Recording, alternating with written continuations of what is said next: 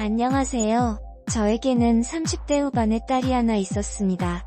제 나이가 어느덧 65살 젊은 나이에 시집와서 딸아이와 아들 하나를 낳고 살았었네요. 저는 젊을 적 제 나이 30대 중반이 되도록 집안 살림과 아이들만 키우면서 살았습니다만 어느 날 남편이 현장에서 일을 하다가 갑작스럽게 사고가 나서 죽게 되었습니다. 30 중반이 되도록 바깥에서 일이란 걸 해본 적이 없던 제가 어느 날 남편이 갑자기 사라지게 되니 모든 일이 막막하더군요. 아직 어리고 어린 자식들이 저만 바라볼 수밖에 없는 상태가 되었고 제 손에 쥐어진 건 남편의 목숨값으로 받게 된 4천만 원의 보상금뿐이었죠. 그마저도 시댁에서 그 돈을 노리고 자기 아들 목숨값이니 자기들한테 달라고 하자 저는 어디서 그렇게 용기가 났는지 아니면 이 돈을 뺏기면 저랑 자식들 모두 굶어 죽는다는 걸 본능적으로 위험을 느꼈는지 진짜 목숨 걸고 막았습니다. 그렇게 점점 독하게 살기 시작하면서 시댁하고의 관계는 그렇게 자연스럽게 단절이 되었고 시부모들은 제가 죽일년이라고 말하지만 저한테는 반대로 죽은 자식 돈까지 탐내는 시부모가 더욱 이해가 되질 않았습니다. 결국 시부모는 끝까지 저에게 남편 잡아먹은 년이라며 줄곧 욕설을 퍼부어댔지요. 그때부터 기댈 곳은 제 친정과 저희 아이들 밖에 없었어요. 하지만 남편이 죽고 얻게 된 보험금이라고 해봐야 아이들 학비를 생각하면 앞으로 살아가기 위해서 마냥 집에 있을 게 아니라 이제는 밖에 나가서 일을 할 수밖에 없었습니다. 그때부터 친정어머니의 도움을 받아서 친정어머니가 아이들을 돌봐주셨고 저는 밖에서 이것저것 가릴 것 없이 일을 하며 사회생활을 익혀나갔습니다. 그렇게 5년을 넘게 남 밑에서 온갖 일들을 하면서 참 많은 일들을 겪게 되었어요. 제가 과부라고 하자 마치 술집 여자처럼 대하며 술을 따라보라던 인간들부터 일절 못한다며 트집 잡기도 했으며 일부러 월급을 반만 주던 악덕 사장도 있었고 그렇게 서러운 일들이 참 많았었네요. 그래도 오로지 내 자식 먹여 살린다는 마음으로 점차 그런 세월 속에서 저는 강해져 나갔고 그런 산전수전들의 경험들을 바탕과 그동안 일하면서 조금씩이나마 모은 돈을 바탕으로 드디어 저의 식당을 차리게 되었습니다. 하지만 식당을 차리게 되니 안 그래도 아이들과 못 보내던 시간들이 더욱 보내기가 힘들더군요. 식당 일이라는 게 정말 24시간 내내 일해도 끝이 없다고 해야 될까요?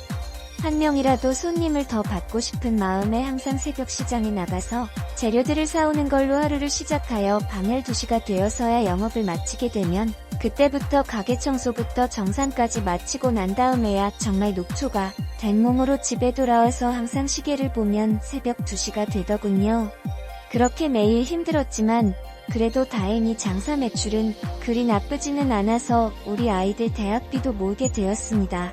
다만 그만큼 아이들에게 정말 미안했던 건 남편이 죽은 이후로 제가 아이들과 시간을 보내는 건 1년에 정말 며칠 되지 않았습니다.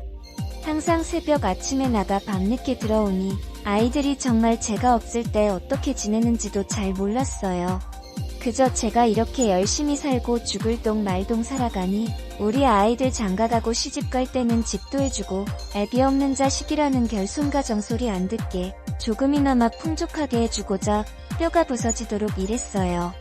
하루는 너무 잠이 부족해서 일하다 쓰러져 응급실도 실려가고 아이들이 쉬엄쉬엄 일하라고 말해도 저는 그 뒤로도 도끼를 품고 했었죠. 그나마 그렇게 일하면서 식당이 자리를 잡고 나서부터는 아침에 저를 대신해 물건을 받아줄 직원도 생기고 하면서 점점 조금은 여유있게 살 수 있었지만 이미 그 시점이 왔을 때 저희 아이들은 성인이 되어서 저의 곁을 떠날 준비를 하고 있었습니다. 첫째인 아들은 군대를 갔고 둘째인 딸은 대학교를 다니며 남자친구라도 생긴 건지 제가 새벽에 들어오니 항상 제가 들어오기 전까지 놀다가 들어왔더라고요. 저는 그런 부분에 대해서 아무래도 딸이다 보니 걱정이 돼서 제가 타일러 봐도 딸은 저에게 집에 혼자 있으면 외롭다고 오빠도 이제 군대 가고 없는데 집에 혼자 있기 싫다고 말을 하더군요. 제가 돈은 이제 먹고 살 만큼 벌었지만 이제 자식 문제가 그렇게 힘들 줄은 몰랐습니다. 생각하면 할수록 도무지 혼자서는 어떻게 해야 할지 몰라 지인들에게 일어난 자식들에 대한 고충을 하소연하듯 이야기를 하자 지인들은 저에게 말하길 제가 아이들 곁에 너무 있어주지 못하고 너무 일만 해서 그렇다고 그렇게 악착같이 돈 벌어서 뭐 할 거냐는 말에 저도 순간 멍해져서 그동안 제가 헛살은 건가라는 생각을 잠시나마 한 적은 있습니다. 설령 그렇다고 해도 다시 남편이 하늘나라로 떠났을 때로 돌아간다 해도 저는 아마 똑같이 지금처럼 선택을 했을 것 같다고 했어요. 우리 아이들 돈 없어서 밥 굶기는 것보단 이게 나을 거라고요. 그땐 그게 맞다고 믿었습니다. 그렇게 아이들은 점차 제 손에서 멀어져 갔지만 반대로 제가 하던 음식점은 단골 손님들도 늘어났고 지역에서 점차 소문이 나면서 장사가 잘 되어 돈은 더 많이 벌기 시작했을 무렵 저희 아이들이 벌써 결혼정년기가 되었고 시간이 흘러 딸부터 먼저 결혼을 했습니다. 딸아이가 그렇게 공부를 잘하진 못했지만 어릴 적부터 자기 자신을 가꾸는 걸 좋아해서 항상 필라테스부터 요가와 수영까지 하며 몸매를 가꾸었고 남자들에게는 나름 인기가 많았던 걸로 기억합니다. 그러더니 대기업 연구원이라며 남편을 데려왔더라고요. 사실 그동안 딸아이가 남자들이 많다는 건 잘 알고 있었지만 제가 건드릴 수 없는 부분이라 어디서 놈팽이 같은 놈 데려와서 결혼한다면 하면 어쩌나 고민했는데 순박하게 생긴 사위를 데려와서 보니 그때 한시름 마음이 놓였습니다. 순박하게 생긴 만큼 저도 사위가 참 마음에 들었어요. 저희 첫째 아들은 직장 생활을 하다가 월급 200만원대 받을 바에는 그냥 자신이 엄마의 가게를 물려받겠다며 오게 된 게 저희 큰아들이었습니다. 한편으로는 마음이 아프긴 했지만 그래도 자식들 잘 먹여 살리자고 이 식당 일을 악착같이 한 일이기도 해서 저는 아들에게 일을 가르치며 가게를 물려주다시피 했었고 아들도 그 덕분에 동네 근처 은행에서 일을 하던 아가씨랑 눈이 맞아서 결혼을 하게 되었습니다.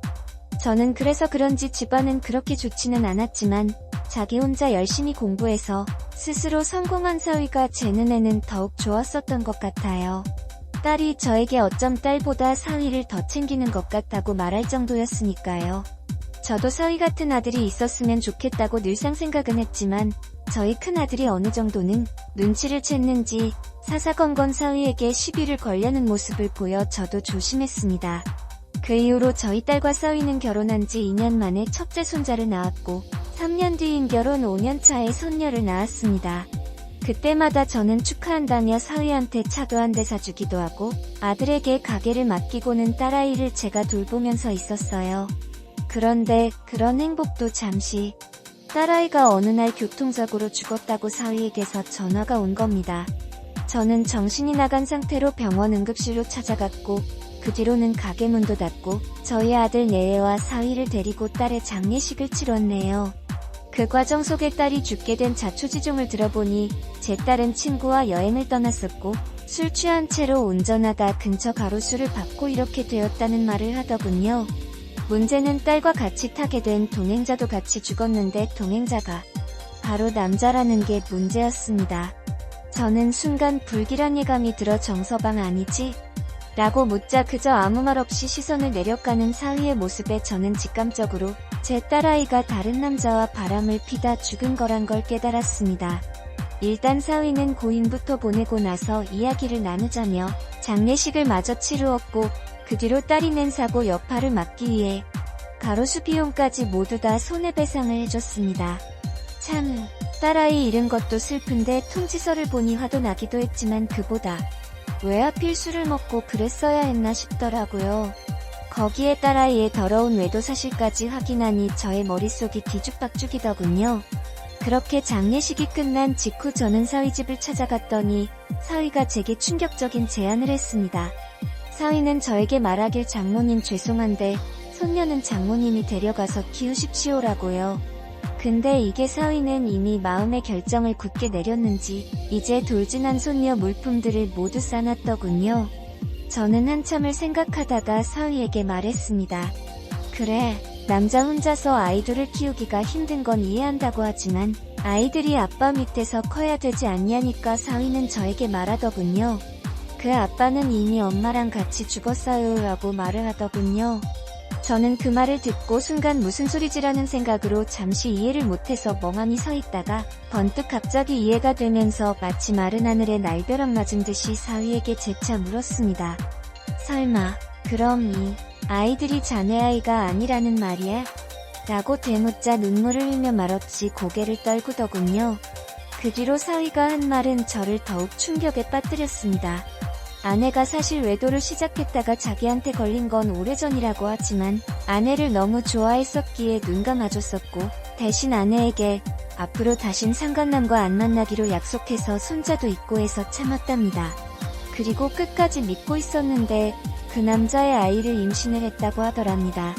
자긴 무조건 낳을 거라고 우기는 바람에 결국 사위는 남의 애를 낳는 것까지 끝내 인정하고 받아들였는데 그 아이가 바로 손녀딸이라는 거죠. 전 그것도 모르고 딸아이를 돌봐줬고 저는 그 와중에 사위에게는 손녀 낳은 선물로 자동차까지 사줬는데 사위는 그 차 볼 때마다 그 일이 떠오르고 딸아이를 볼 때마다 미칠 것 같았다고, 그래서 결국 선물해주신 그 자동차는 아예 타지도 않았다고 하더군요. 그나마 어떻게든 잊어보려 참으면서 살아보려고 했는데 또 자기 일하러 간 사이에 그 상간남이랑 여행을 떠났다가 이번에 사고 나서 아내가 죽은 걸 보고 하늘이 자기의 저주를 내린 거라 생각한다고, 어떻게 남편인 자기를 이렇게 바보로 만들 수 있냐며. 그러면서 사위는 저에게 장모님께 죄송하지만 아내는 죽을 만했다고, 그래서 저는 슬프지도 않고 업보라 생각한다고, 그리고 이딸 아이 장모님께 손녀지만 저한테는 안타깝게도 친딸이 아니라고, 그러니깐 이 딸아이 얼굴 볼 때마다 괴로운 자괴감이 계속 드니 이제는 제가 키울 이유도 없게 되었으니 장모님이 데려가서 키우시든지 고아원에 보내시든지 알아서 하시라고 하더군요. 그 착하고 순박했던 사위가 저렇게 무섭게 변한 걸 보니 모든 게 또한 제 업보 같더군요. 제가 딸아이를 끝내 잘못 길러서 이런 일이 벌어진 거라 생각이 들자 사위에게 너무 미안했습니다. 저도 울면서 미안하다고 자네한테 내가 얼굴을 못 들겠다고 하자 사위도 덩달아 저와 같이 펑펑 울더군요. 사위는 저에게 울면서 말했습니다. 장모님, 그간 저에게 너무 잘해주셨는데 딸은 저에게 죽으면서도 큰 고통과 충격 시련까지 안겨주었다며 또다시 오열하며 울기 시작하는데 서로 여기서 더 말해서 뭐 하겠습니까? 그간 사위 맘속에 쌓인 한이 진심으로 느껴져 그냥 제 손녀를 데리고 사위 집을 나와 집으로 돌아왔습니다. 그렇게 손녀딸과 같이 산 지가 어느새 벌써 2년째네요. 손녀는 이제 조금씩 말을 하기 시작해서 아빠 엄마란 단어보다 할머니란 말을 처음 쓸 때면 마음이 참 씁쓸하고 착잡합니다. 그동안 오로지 자식 먹여 살린다고 이 한 몸을 한평생을 바쳤는데 하늘은 남편도 데려가고 딸 자식도 데려가고 이런 죄책감까지 주시니 제가 그렇게 잘못한 걸까요? 안녕하세요. 저에게는 30